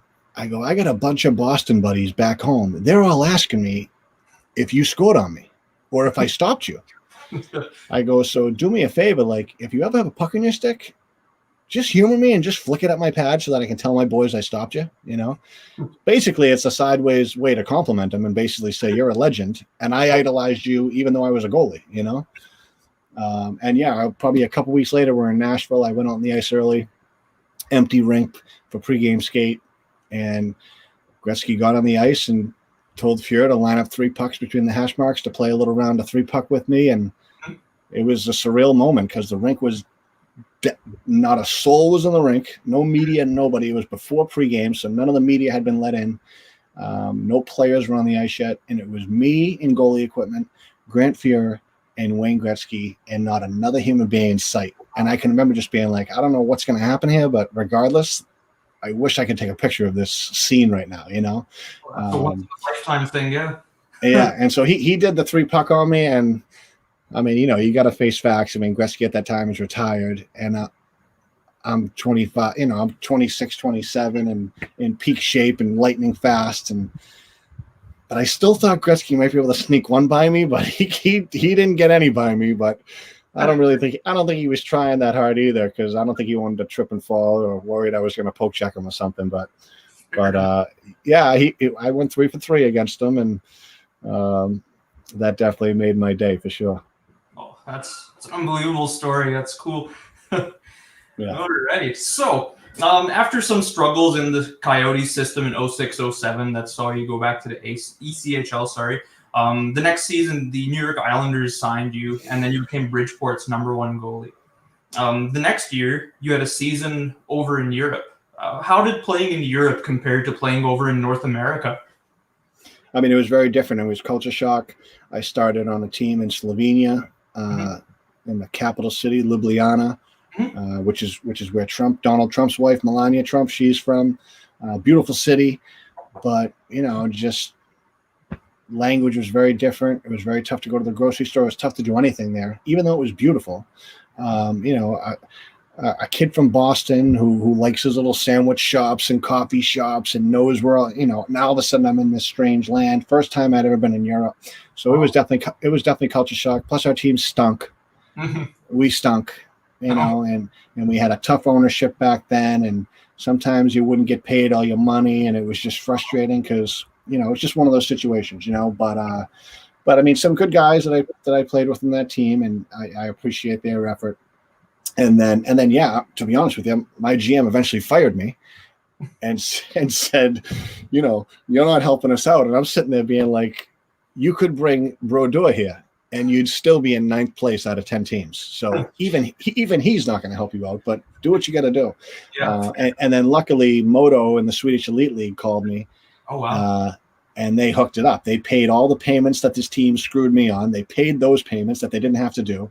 Wow. They gave me a raise for the last couple months. I got to play in an unbelievable league. I didn't play much because the Moto coach was a Finnish guy, and the GM went out on his own and grabbed me. And I think the Finnish coach wanted a Finnish goalie. So I don't really think that guy really liked me too much. So I didn't really play much. But you know what? For a place that I didn't play much, I enjoyed it so much. We had a good little team, even though we didn't make playoffs. We had Matt Zuccarello on the team, who was awesome and such a funny little kid at the time. Victor Hedman was 18 years old and was just about to get drafted #2 in the draft. Such a classy kid. We had Matthias Tamander played for the Bruins. Purse Fatfadet played for the Atlanta Thrashers. And then Forsberg decides to come back the year I'm there. Oh, wow. So I'm literally sitting in the locker room, and goalies kind of sit off to the side, and there was an empty stall right next to me, and that's the one Peter took. So I got to talk to him every day, and I would ask him all these questions about his foot and these stupid skates and whatever this problem is he has with his foot. I'm like, dude, what's going on? We got to solve this. We got to get you playing again, And so, yeah, it was great just being around him. Such a humble guy. I remember we went to a bar after a game, freezing out, so cold up in northern Sweden. And we walk up to this bar in the little village we're in, which is the same little town where the Sedins came from and all these sick hockey players. And there's a long line. And I'm a Boston guy. Like, we always try to cut the line and, get into the place. It's not what it's who you know. You gotta know the right people. And I can remember us walking to the bar, and I looked at Forsberg, and I'm like, hey, bud, I was like, we're not waiting in this line, are we? And he's like, yeah, we kind of got to wait in the line. And I'm like, no. I'm like, you don't understand. You're Peter Forsberg. We can do whatever we want because we got you. He's like, yeah, I know. He goes, but Mike, I'm from this town. He goes, don't get me wrong. I've been to Boston. I played in Colorado. I know how you guys do it in the States. You guys all want to freaking cut the line. And I'm like, you're right. We're all jerks down here. He goes, but up here in Sweden, we don't do that. He goes, if I do that, it's going to look bad. And I'm like, could I love you anymore? Like, what a classy guy. I'm like, I can't believe that I'm actually going to wait in the cold right now. And I'm standing with the Michael Jackson of Sweden. And we can't cut the line, and yeah, he was a class act. But yeah, I love playing in Sweden. I love that country. It was great people. So I'd love to go back someday and just to visit.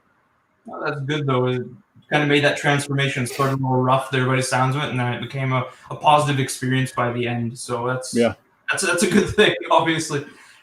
So the next year, 09-10, you ended up returning to North America, and then you ended up retiring from play at the end of that season. So what motivated that decision to retire? And in hindsight, did you wish that you would have continued? Yeah, I mean, maybe. I mean, my first year when I played in Columbus, Georgia, in the coast as a rookie, I looked around the locker room. I was with some of these guys that were just signing contracts with the East Coast Hockey League team. I was there, and my contract was signed with the Edmonton Oilers. So obviously, even though I'm in the coast, I know an NHL club cares about me because they're the ones that sent me there, and they're paying me every 2 weeks. Right. And I just looked around and I saw some of the guys that were in the locker room, and they're in their early 30s. Some of them don't have degrees from college, and they're just signing with the East Coast Hockey League team, which isn't a lot of money. And I can remember looking at these guys and kind of saying to myself, let's make it. I made a deal with myself. I said, Mike, who knows how long this pro thing is going to last? So let's play until you don't have an NHL logo at the top of your contract. And so if you start a season and you have to sign with a coast team or you have to sign with an AHL team, and this doesn't include Europe. Europe was a different thing. North America, if you have to sign with an AHL team or a coast team, you can give it 1 year. And if you can make something happen in that 1 year so that the following year an NHL club decides to sign you again, then you can keep the train going. And so I came back from Europe. My stock had gone down a little bit for, different reasons, and I signed with the Albany River Rats, which was the Carolina Hurricanes American Hockey League team. And I said, all right, here we go. This is the first time in my pro life where I don't have an NHL logo. So let's just see what happens. I gave it 1 year. When that year ended, I said, you know what? I've had enough. Let's just do this, because I really was nervous about what's going to happen next in my life, and I didn't want to go through that in my mid to late 30s. I wanted to go through the growing pains in my early 30s. Right. Okay. So yeah, I didn't get hurt. Part of me wishes I still could have played, but God has a plan. At least with the time I was there, I played at every level and did something that no one in the world thought I was ever going to get to, including me. Oh yeah, fair enough. You lived a dream, and I mean, can't really ask for more than that, really. At the end. Yeah, I'm content. So, to you, what was the toughest or worst part of playing professional hockey, and how did you conquer those difficulties? I think for me, it was. I mean, for me, it's different for every player. For me, it was just consistency. And that's especially when you're a goalie.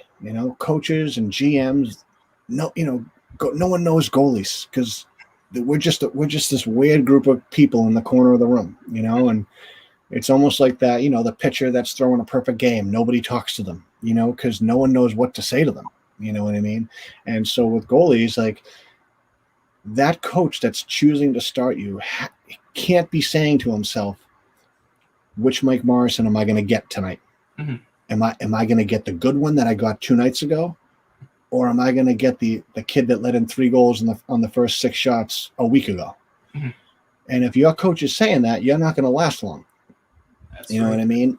And so, sometimes that happened to me, and that was always my biggest thing. It was always consistency, being able to do it every night and just make the same cheeseburger at McDonald's every night and just serve the customers the same burger, right. And so that's why, I see some of these goalies that are in the league now, and you hear on the radio, this guy sucks or this guy's no good and we don't want him. And I'm sitting there being like, this guy's been playing in the NHL for 10 years. That's impossible. For you to be able to go out there and make these coaches and organizations trust that you're going to bring them the same product when the lights go on. I mean, consistency is the hardest thing when it comes to anything in life. Being able to, for the people around you to trust that you're going to bring the same thing you brought yesterday. You know what I mean? So yeah, I mean, that was a lifelong battle for me trying to figure that out. I doubt I ever conquered it. I probably didn't. But yeah, that was the thing for me. Okay. So then get away from that negative side of it and then look more to the positives. What was the best part or the most cherished memory you have from your entire career? I think for me, it was 2. It was winning a national championship my freshman year at Maine. Even though I wasn't the starter, we had a great starter. This kid, Alfie Michaud, Vancouver signed him. Native American kid. Even though I didn't play many games that year, it was just my first year of like adult big time hockey, playing Division I college hockey. And so I got to be on this ride with this team. And, we weren't the best team in the country, but we were the best team, like the best crew. We had a bunch of bums in our team, but all of us bums together, we beat everybody. And I think I learned so much from that. I learned so much from that season, and then to be able to be on that stage. The Final Four was in Anaheim, California that year. It was so cool. It was kind of had like a Hollywood vibe to it, and it was a blast to be part of that, and just to be in those locker rooms before those big games. It really was the first step in my development of, Mike, if you want to do this, you got to be able to play in big games like this. This is huge, And then the second one would have to be my first NHL start against Colorado. I mean, I could play that game over in my head 600 times. I could tell you every save, every little thing that happened in that game, lucky saves I made that should have went in, that didn't, luckily that night. I mean, that was huge. To have my parents there, I mean, it doesn't get any better. Oh, no kidding. What was the weirdest thing that ever happened in your hockey career? Okay, so we talked about this earlier, and I don't know if I remembered because you would kind of gave me a hint on some of these questions, but Right. I don't think this is the answer that I would think I was going to say. This literally just refreshed in my memory 10 seconds ago, which is the weirdest thing that ever happened to me. My rookie year, I'm playing in Columbus, Georgia. I'm playing hockey.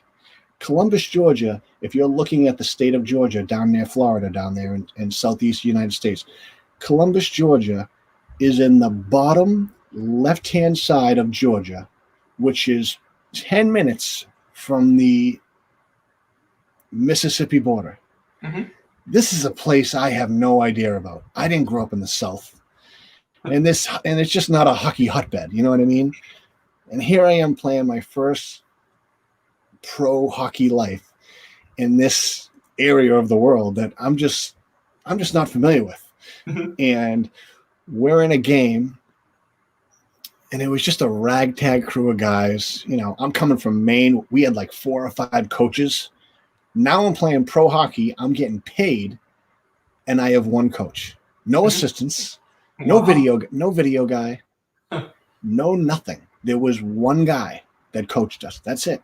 I remember the first day of practice, I was like, "Hey, coach, nice to meet you." He's like, "Oh, Mike, how was the trip down here?" And I'm like, "Hey, where are the assistant coaches?" He's like, "I'm it. I'm the guy." And I'm coming from National Championship Maine with 5-6 coaches at every single practice. Video guys, nutritionists, assistant coaches, goalie coaches, head coaches. But we're playing a game, and I think it's the end of the second period. We all come in the locker room. It's intermission. We're all in the locker room. Guys are taking their jerseys off and putting a dry T-shirt on and retaping their stick.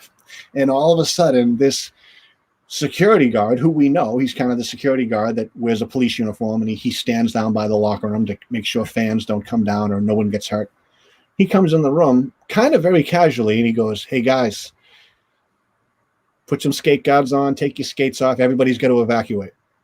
And we're like, we got another period of the game to play. And we're like, "What the hell are you talking about, Lou?" Whatever his name was, And he goes, "We got a bomb threat. We got a bomb threat."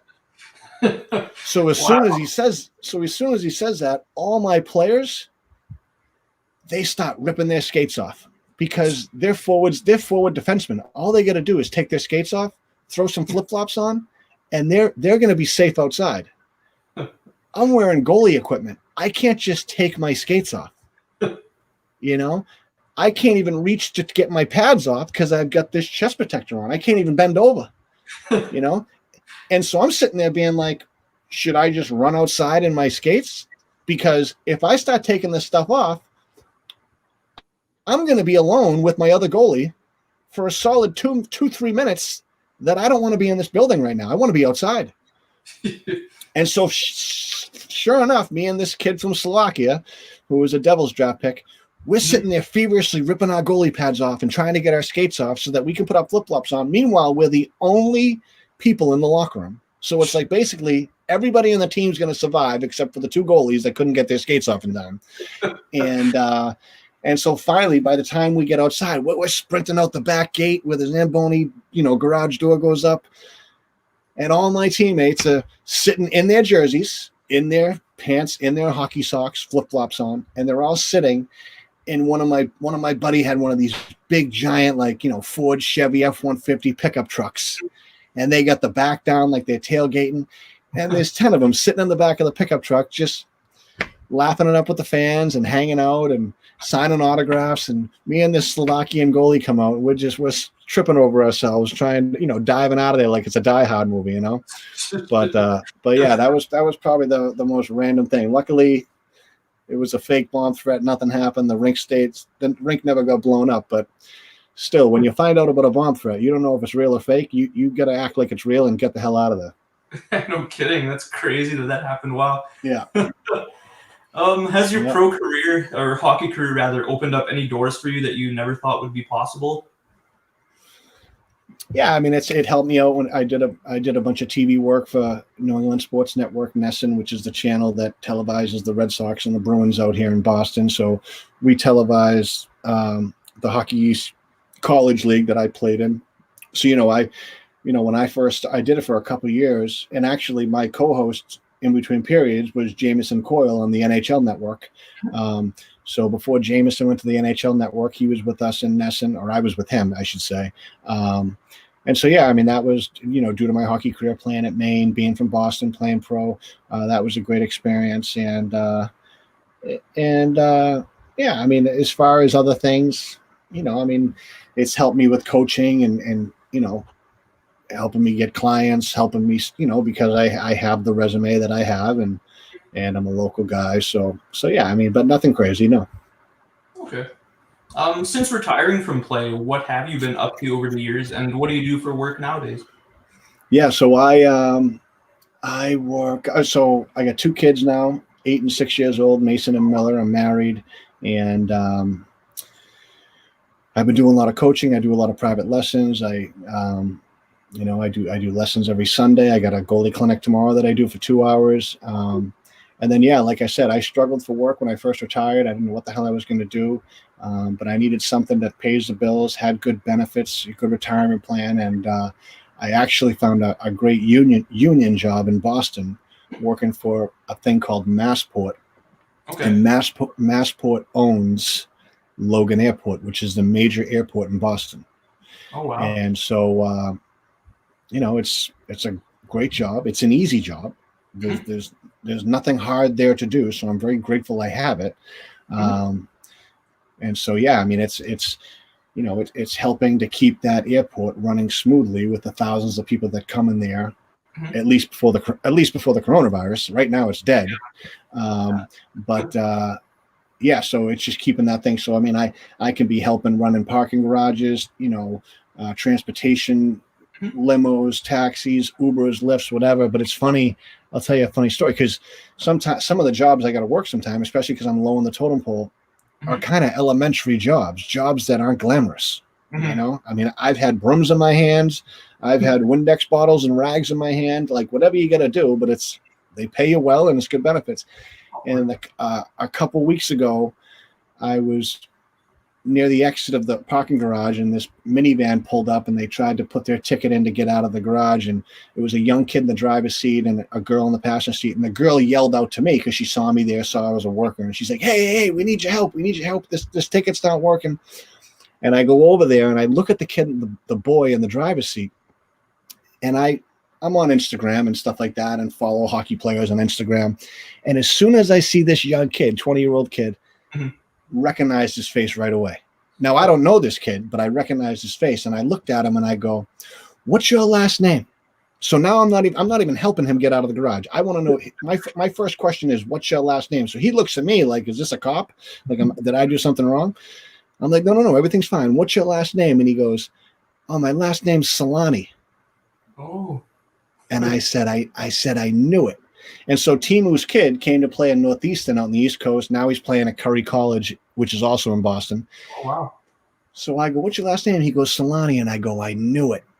And he starts smiling, good looking kid. And I go, before I help you, make sure tonight when you talk to your dad that the guy that helped you and your girlfriend get out of the airport garage today, stopped your dad in an NHL shootout, and I kicked his Ducks ass in a game. And Selanne, this kid's face lights up. He starts dying laughing because he's shocked. He's like, are you serious?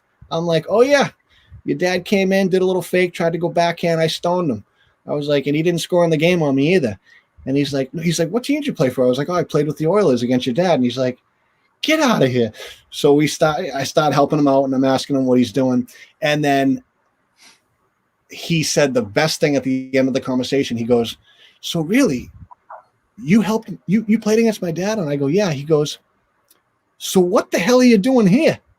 Because what I was doing was such a blah job, it looks like I'm getting paid minimum wage with what I'm doing sometimes, And I said, you're exactly right. What the hell am I doing here? I was like, listen, unfortunately, not all of us can have Hall of Fame careers like your dad and break scoring records. Some of us have to still pay bills, And he's like, no, I hear you. But it was just funny to run into a hockey person in that setting where I'm no longer I'm just a normal Joe Schmo, doing something, that a third grader could do. He's like, really? You played in the NHL against my dad? What the hell are you doing here? I'm like, no shit. That's funny. So you mentioned that you do coaching and then you run your little goalie clinic. When was the last time you actually strapped on the pads for maybe like a pickup game or practicing? Do you practice with former NHL guys at all? Yeah, I mean, I play in a spring league in the spring. We weren't able to do it this spring with a bunch of, good D1 guys that live around here. And then literally for the last 4 weeks, we've got some local AHL and NHL guys that are skating every morning, or three mornings a week, Monday, Wednesday, Friday. And probably a month ago, they were doing all this training and they didn't have a goalie to shoot on. So it just was it was boring for them, to do their drill and have to shoot on an empty net. And so one of them shot me a text and they're like, Mo, you still put goalie equipment on? And I was like, I go, it depends who's shooting. And so I go, who's shooting? And he gave me the list of names that were shooting. And once I heard a couple NHL and AHL names, I said, absolutely, I'll be there in a heartbeat if these are the types of shots I miss, So it's great for me. It's a nice little workout. And it's funny, I dominate these guys. But the only time they dominate me, and it takes out of my head any thought of a comeback here at the age of 41, is my lungs aren't as good anymore. So I don't get the stamina I used to have. All right, I'm gassed in about 30 minutes. And then the other thing is once we do a little scrimmages or 3-on-3 where it involves goalie footwork, I'm not on the ice enough working on skating drills and edge work, which is why skating is so important to being a good goalie, because that's the first thing that goes. My brain can still read shots and read releases and all. I can still have good depth and angles and all that stuff. My brain still works. But if your footwork can't get you there, you're not going to be the guy you think your brain thinks you should be, But when these guys come down and just shoot on me, it's a breeze. They're like, wow, you can still play, huh? I'm like, yeah, once we start doing 3-on-3, you'll be scoring every time on me. But when it's just a normal flow drill, it's going to be tough. I'm 6'5" on the ice with gear and experience, but yeah, so it's good. I mean, we got Joel Hanley, played with Dallas this year in the Stanley Cup playoffs, defenseman. Trevor Van Riemsdyk, the second Van Riemsdyk brother. Connor Sheary played with Pittsburgh. And then, yeah, a handful of good AHL guys from the area. So it's been fun. I might as well, since we're talking about some of the current guys, if you still follow the NHL today, which current hockey star is your personal favorite and why? I mean, it's got to be McDavid. I mean, I still follow that Oiler team, and like I said earlier, when they come to Boston, I bring my sons to the Oilers practices. They think they're best friends with Connor McDavid. And I try to tell them, I'm like, guys, there is not another kid you're going to meet for the rest of your life that just gets to get in their dad's car and go see Connor McDavid. Like, I hope you guys realize, almost kind of patting myself on the back, like, I hope you realize the access that I'm giving you guys. This is the best player in the world, and whenever he comes to Boston, you guys meet him, you get autographs with him, you take pictures with him, he remembers your name. This doesn't happen, So I better be dad of the year because I am hooking you dudes up, but you're too young to even realize how cool this is because you think every kid has this experience. Trust me. All of your friends are going to be so jealous when they hear you see McDavid every year when he comes to town, But so McDavid, and he's just so electric to watch. And, even I seen him on a highlight tape. I seen him on a little thing on Instagram the other day doing a figure eight through some cones and just like, look at how fast this guy is. Like, he just accelerates so quick, and he's got those quick little in tight hands. He's fun to watch. And then you also got that little leverage on your kids for the entire future there. Whenever they're talking back to you when they're 16, you're like, oh, remember those times that got you to meet McDavid? Yeah, right, exactly. They'll be like, yeah, let's go meet this good player now. Do you know him? No, I don't know him because I never played for the organization. But yeah, they've met Chara, they've met McDavid, they've met a bunch of guys. So they're lucky, and I hope it inspires them to want to do what I did. Oh yeah. I think you were mentioning your son is a goalie as well right now, eh? Yeah, he's starting out. He's getting into it. He's 8 years old. He's tall and lanky like I was. Oh, there you go. And but yeah, he's quickly learning that goalie isn't just standing there. You got to be able to figure. You got to be a figure skater to be a good goalie. So I got to keep improving. I still let him play forward. He played forward this afternoon and won his game, scored a couple goals. So I still want him to get out there and develop his skating and his edge work because I know whatever he decides to pick, it'll only help him more. And who knows? Might have a future Morrison in the Oilers one day. Oh, he would love that. He already thinks that's going to happen. I'm like, no, that doesn't just happen. You gotta work. You gotta climb a mountain that you can't even see the top of before that happens. But having the right mindset is a big part of it too. So he's on the right track. Absolutely. Got one comment about that the Teemu Selanne son story. Let's see. So it says, DJ Patrick says, hearing this story makes me think of the 90s commercials with a goalie as a taxi driver back in the 90s when you mentioned meeting Teemu's kid. Love the stories big time. Yeah, I remember that commercial. Absolutely. That's funny. Let's see. So really the last main question I have now is, especially there might be some parents who have kids who are in hockey who are watching, or maybe a younger kid might come across the video once it uploads there. So as someone who lived a dream that every young athlete aspires to, do you have any advice for kids or for the parents of a kid who may want to become professional hockey players one day? The simplest thing I can say is encourage them to play everything. Every sport, every ball, every puck. I don't care whether it's a jump rope, a golf club, a skateboard. Do everything. I see these parents, these kids play. We've heard this time and time again for the last 20 years. These kids play all year round. Like, I played my winter season, and don't get me wrong, when I played my fall-winter season as a kid, I played for like 2 teams. So I'd have the weekends that these kids have now. I'd have 4 games in a weekend, 5 games in a weekend. I'd be dressing in the back seat of my dad's car, shoving McDonald's fries down my throat because I need to eat.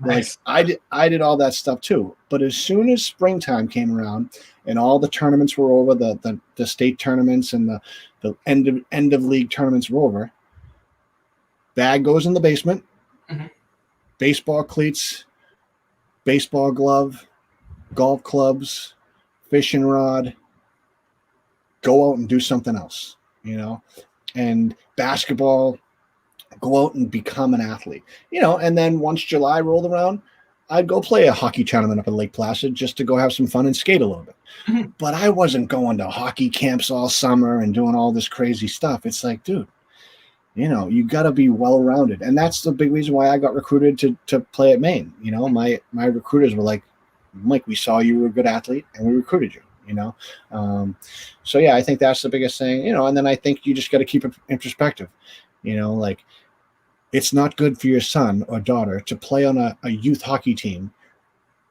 that's 35-2. Especially if they're a goalie, or it doesn't matter. If your kid is winning every game he plays, guess what? He ain't getting better. He's not. You got to try to find a team that's 500 or a little bit better than 500 so that he loses a couple games, he wins a couple games.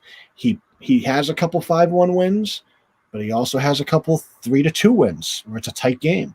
I mean, I talk to some of these parents of goalies, and they're just like, I'm like, oh, I just saw my daughter doing, oh, he's great. He's 8-0 in his last 8 starts. He's got in the last 8 games, he let up 7 goals. And I'm like, you're wasting your money. Like, this poor kid's dressing up to do nothing. He's putting all that gear on and just standing on one end of the ice catching a cold, So I think that's the thing. Just keep in perspective. It's a marathon. No one makes it, so don't think like it's going to happen, and keep it realistic. Like my train of thought was, if you want to go play pro hockey, well, you better make your high school varsity high school team, or you better make a top junior team, a college team. So why don't you focus on doing that? That's short-term goal. And then once you nail it, you're on the right path to achieve the next hurdle. But if you look too far down the line, you might miss the details to make the high school, be a starter on your high school team, or make a college team or a junior team. So that's I think that helped me of just, if I don't get a scholarship to a college, guess what? I'm probably not going to be a pro hockey player. So let's just focus on the college dream first, and then we'll worry about the next dream after that. Yeah, so not to mention a degree comes with college, Of course, you have that fallback if it doesn't work out, and then right. Like you said, taking it one step at a time and not just saying NHL or everything else is a failure, but sort of living life to that point. That's the way to do it. Yeah, it's a marathon. It's not a sprint. And all these youth hockey leagues, whether it's Atom or Squirts or Bantams or Midgets, whatever, I forget the names up in Canada, but this is practice. That's all it is. I often ask kids all the time, I'll be like, is your dream to be the best 12-year-old hockey player on the planet? Or would you much rather be the starter for Rimouski, or to play at University of Maine, or to get drafted? And they're all just like, gee, best 10-year-old on the planet, or get drafted when I'm 18? I'd love to get drafted at 18. Exactly. So what you're doing now, it don't matter. Just keep getting better. Mm-hmm. So yeah. Very, very good advice. Yeah. So we come to the sad conclusion of the show. This was a lot of fun. Heard a lot of great stories from you, Mr. Morrison. Absolutely appreciate you coming on to the show. It was a lot of fun. I definitely had a lot more fun than I expected, and I expected a lot of fun, and definitely the audience had a good time as well listening to these stories. So again, I cannot thank you enough for being the first guest on the show, and hopefully one of many for the future, and hopefully we can have you back one day to join us once again. Yeah, no, this was great. Like I said, I'm honored to do it, and who's ever out there listening or watching it, I'm honored to have you guys listening for someone that played such a short time at that level. And it's taken me a long time to not think that way and actually kind of just be proud of it, the fact that I got there, because obviously I would have loved to have stayed there for 10, 20 years and get a bust at the Hall of Fame and win a couple cups. That would have been nice too, but we can't all get that. But no, this was fun, and I appreciate the questions and the kick the can down memory lane. And yeah, if you're ever out a guest, hit me up. I'll be here in Boston doing the same thing. Sounds good. Oh, thank you very much, and thank you everyone for watching the show. Till next time, have yourselves an excellent evening. Goodbye.